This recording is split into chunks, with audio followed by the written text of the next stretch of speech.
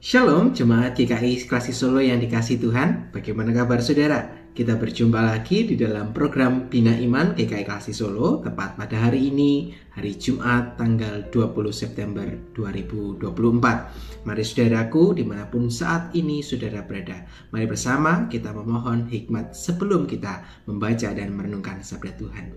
Mari kita berdoa. Ya Bapa, dengan sadar kami mau datang kepada Tuhan, sebab kami mau di dalam hidup kami, Tuhanlah yang membentuk setiap kami, supaya kehadiran kami boleh senantiasa untuk menjadi berkat dimanapun Tuhan tempatkan. Untuk itu biarlah permenungan ini terus mengisi hati kami, memperbarui hidup kami, supaya kami hidup taat seturut dengan kehendak-Mu. Berfirmanlah ya Tuhan di tengah-tengah kami, sebab saat ini setiap kami sudah siap untuk mendengarkannya. Di dalam nama-Mu Tuhan kami Yesus Kristus, Tuhan dan Juru Selamat kami yang hidup, kami berdoa. Amin. Saudaraku yang dikasihi Tuhan, seberapa sering di dalam kehidupan yang kita jalani, kita mengevaluasi diri kita? Berbicara tentang evaluasi itu bukan hanya berbicara ketika kita sedang menempuh studi, di mana kita selalu melakukan evaluasi untuk meningkatkan kemampuan kita. Tetapi evaluasi juga kita lakukan dalam kita membangun kehidupan bersama dengan Tuhan. Maka pertanyaannya, seberapa sering kita melakukan evaluasi ini untuk melihat sejauh mana kita berkembang, sejauh mana tindakan kita, apakah kemudian tindakan kita adalah tindakan yang baik, yang mendatangkan berkat, atau justru sebaliknya. Maka ketika kita jarang untuk melakukan evaluasi pada diri kita, itu artinya kita tidak bertanggung jawab kepada hidup kita, sebab kita menjalani hidup ini secara serampangan seturut dengan kehendak kita.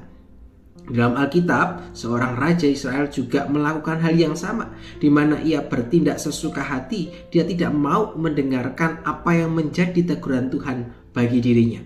Mari bersama kita akan membuka Alkitab kita di dalam 1 Raja-Raja pasalnya yang ke-22, ayatnya yang ke-13 sampai dengan ayat yang ke-14. Demikian sabda Tuhan. Suruhan yang pergi memanggil Mika itu berkata kepadanya, "Ketahuilah, nabi-nabi itu sudah sepakat meramalkan yang baik bagi raja. Hendaklah engkau juga berbicara seperti salah seorang daripada mereka dan meramalkan yang baik." Tetapi Mika menjawab, "Demi Tuhan yang hidup, sesungguhnya apa yang akan diperintahkan Tuhan kepadaku, itulah yang akan kukatakan." Nah saudaraku yang kasih Tuhan, demikianlah sabda Tuhan. Berbahagia ialah setiap kita yang bukan hanya dapat membaca, tapi yang juga dapat melakukannya di dalam kehidupan kita. Nah saudaraku yang kasih Tuhan, Raja Ahab adalah seorang raja yang justru hidup menurut kehendaknya sendiri. Sebenarnya dia adalah orang yang takut akan Tuhan, namun ia terjebak di dalam praktik keagamaan yang salah. Untuk itulah dia menggunakan para nabi-nabi palsu.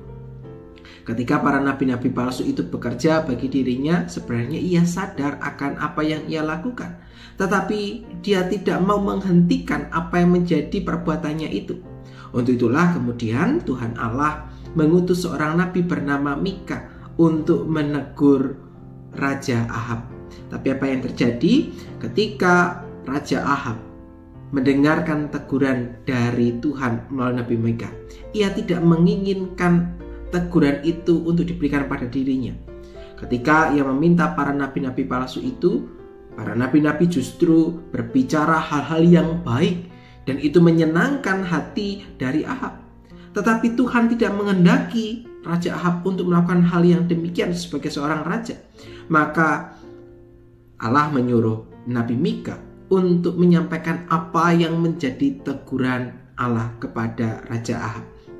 Di dalam bacaan kita hari ini, seorang suruhan dari Raja Ahab berkata kepada Nabi Mika supaya Nabi Mika memberikan hal-hal yang baik. Itu artinya sang raja tidak menginginkan hal-hal yang buruk untuk menjadi bahan evaluasi dalam dirinya. Dia menginginkan semua hal-hal yang baik, hanya mau mendengar tentang apa yang enak di telinga, apa yang membuat menyenangkan hatinya. Sedangkan teguran yang bersifat membangun, yang mengoreksi dirinya, dia tidak mau untuk mendengarkannya. Nah, kita tahu di dalam perjalanan hidupnya ternyata Raja Ahab kemudian mati oleh karena kesalahannya sendiri.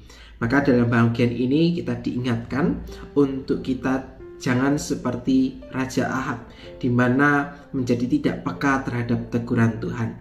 Sadari di dalam kehidupan yang dijalani bahwa kita hidup itu untuk kemuliaan nama Tuhan.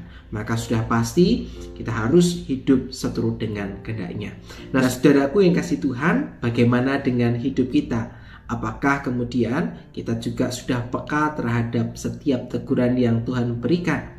Teguran yang Tuhan berikan dalam kehidupan kita bisa mewujud di dalam berbagai macam bentuk. Lewat pembacaan Alkitab, lewat segala peristiwa, lewat perjumpaan kita, bahkan lewat permenungan dan khotbah-khotbah yang kita dengar.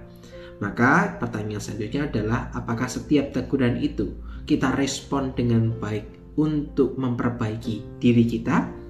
Atau jangan-jangan kita sama seperti Raja Ahab, kita hanya mau mendengarkan khotbah-khotbah yang menarik, yang menghibur, yang justru membuat kita lupa untuk mengkoreksi diri kita. Untuk itu, mari bersama-sama kita memohon pertolongan dari Tuhan. Kiranya Tuhan membuat kita menjadi peka untuk setiap tegurannya, untuk kita lebih bisa bermawas diri, menempatkan diri kita seturut dengan apa yang menjadi kehendak Tuhan. Untuk itu, saudara, biarkanlah setiap teguran yang Tuhan berikan terus membentuk setiap kita untuk menjadi pribadi yang lebih baik. Kiranya permenungan hari ini mengingatkan kita untuk menjalani hidup seturut dengan apa yang menjadi kehendak Tuhan. Mari bersama kita menutup permenungan ini di dalam doa kepada Tuhan. Mari kita berdoa.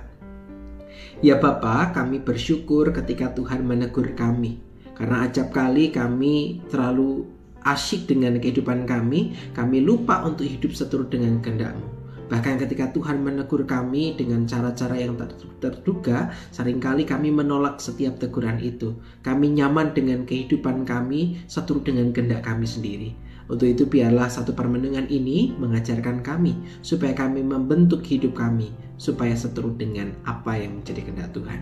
Mampukan kami untuk kami dapat melakukan firman ini di dalam kehidupan kami. Kami serahkan seluruh kehidupan kami hanya ke dalam tangan cinta pengasihan-Mu. Di dalam nama-Mu Tuhan kami Yesus Kristus kami berdoa dan mengucap syukur. Haleluya. Amin. Saudaraku yang dikasihi Tuhan, demikianlah permenungan kita hari ini. Selamat melanjutkan kehidupan bersama dengan Tuhan. Tuhan memberkati kita semua. Sampai jumpa.